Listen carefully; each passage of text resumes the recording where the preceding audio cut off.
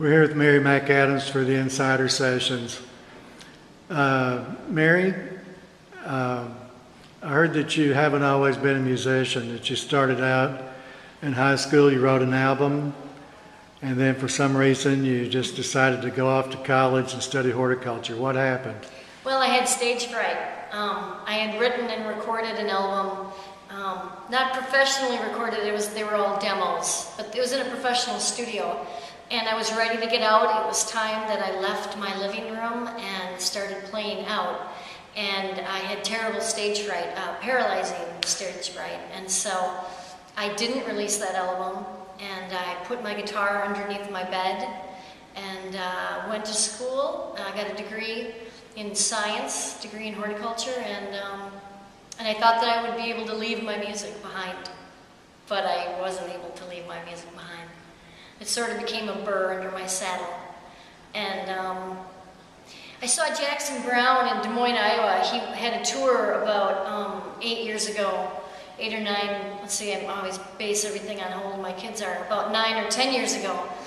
Jackson Brown did a solo tour throughout the United States. He stopped in Des Moines, and it was my birthday. It happened to be my birthday, and it really moved me. It was just a man and his guitar, and he was holding the whole Civic Center in the palm of his hand. He was a songwriter, and it was just so basic.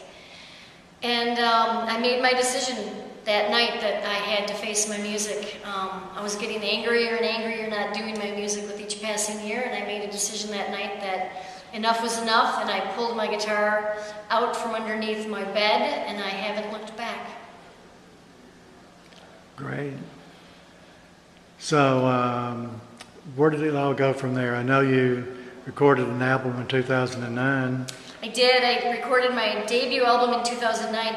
I had to fit it in. I had to fit songwriting in between being a mom. I was a stay-at-home mom to 2 beautiful girls, and it was their time now. It was their turn. And so I did everything that I could in the mornings and at night. But before they got up and after they went to bed and during nap times, I would bring my guitar out, and I was rusty. I had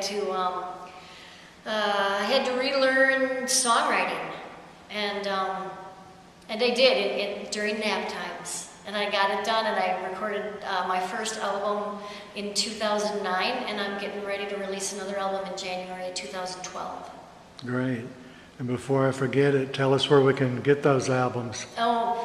Everywhere. iTunes, Amazon.com, CD Baby, and my website, which is marymcadams.com.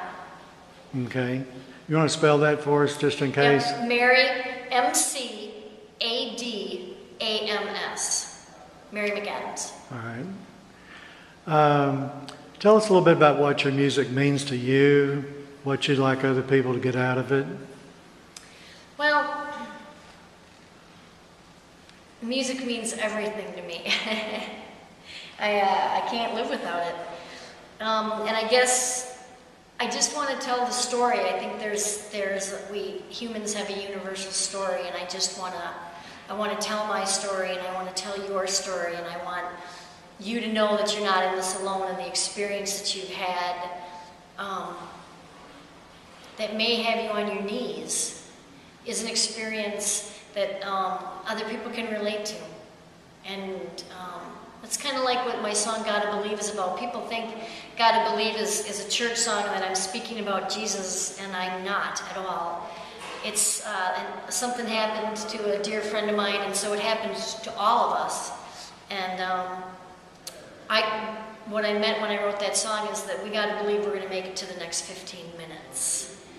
And then maybe the next night, and that's how you do it, one day at a time, and one foot in front of the other. And so I just want to reach people and maybe heal myself and the audience. That's great. How does your songwriting process work, sort of? I mean, do you start off with some lyrics first and then come up with the tune on the guitar, or is it the other way around? I used to do it that way. I think my music is lyric driven. I'm not much of a guitar player. I think I'm better at lyrics and I'm not bad at melodies. And I used to be real lyric driven. And I had to start with lyrics first. But now I'm trying, the older I'm getting, I'm trying to be more open to let the songs come in any way that they want to come. I studied with Daryl Scott for a couple of years out in Colorado at song school, out in Lyons, Colorado. And so I pick and choose. I have mentors all over the place. And if I can take something from the way you write a song and incorporate it into the way I will write my next song, I do it. So one thing that he talks about is just picking up a guitar and playing a melody over and over and over again. And even if that over and over and over again means for 4 or 5 hours, and let the song and that melody speak to you and tell you where it wants to go, sort of getting out of the way. So that's one thing that I do now is I'll pick up my guitar, where in the past I never would have done that. But songs come from all different places. And so if you're just a real rigid songwriter where I have to start with lyrics, like I used to be, you may be missing out on something. So I try to do it every single possible way, and unfortunately no song is ever the same. I wish I could write a song and say, aha, now I know how to do it. That's the formula, but it's not that way, is it? It's not that way. Every single song is different, and every single song teaches me something more about songwriting. And I actually have a journal of just, where a page in my journal is just what did that song teach me. That's cool. Now, I've also heard that you've got quite a bit actually to do with teaching other people about songwriting. Can you tell us a little bit about that? Well, I was approached by my daughter's 3rd grade teacher. She knew I was a songwriter, and she asked me to come into her classroom and teach her kids how to write a song. And I was like, oh, no, there's no possible way I could do that. And she was the greatest teacher in the world. Her name was Mrs. McLean in Ankeny, Iowa, and so I loved her so dearly that I did it. I was scared to death. I didn't know what we were going to get, but I just went in on faith, which is pretty much the way any song is written anyways. And I found out that I loved it, and I developed, because of that one classroom, I developed a songwriting program where I take and I teach songwriting in the schools with K to 8. Not really kindergartners, I've never worked with kindergartners, but like 3rd grade to 12th graders. I can teach how to write a song. It's a 4 or 5 week process, and it's wonderful, it's amazing to give those kids the permission to say, I'm a writer. How do the kids respond to that? Fabulous. They love it. They look at me like I'm a magician or something. Are they willing to sing and do things like that? Yes. Well, the old 3rd grade, yes. 4th grade, yes. 5th grade, yes. 6th grade, they start to get a little squirrely. 7th and 8th and on up to 12, they're not singing, but they are helping you with the lyrics. And they will help you with ideas, because I get down and dirty. I don't pussyfoot around. I don't want to write about puppies and butterflies. I mean, we write about meaningful things. Divorce. You know, you want to cry. You get into a classroom with 3rd graders and talk to them about divorce and what it means. They know what it means, and they'll tell you. Yeah. And we'll cry and we'll write an amazing song.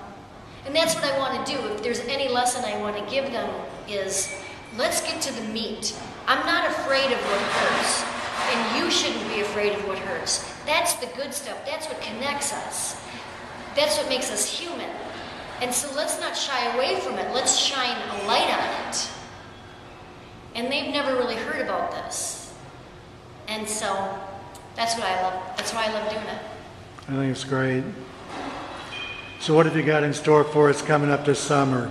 Oh, a lot of gigs. I know you got some touring you're going to be doing. I do. We just got me a brand new car, a safe vehicle for me to go touring. I'm touring regionally. I fly out to Utah a lot to play, but I'm going to be, and some other states. There's certain states that I go to, and then I don't play like my ring of states right around my regional area. So with my new car, I'm going to be regionally touring. My kids are at an age where I can tour regionally. And that's where I'm at in my career, so that's what I'm going to do. That's great. Okay. Can you think of anything else you want people to know before we go to the second song of the night? Support your local music. Support your local musicians. Go out to shows. It's worth it. Okay. Turn off the TV. Amen. Thank you, Mary. Thank you.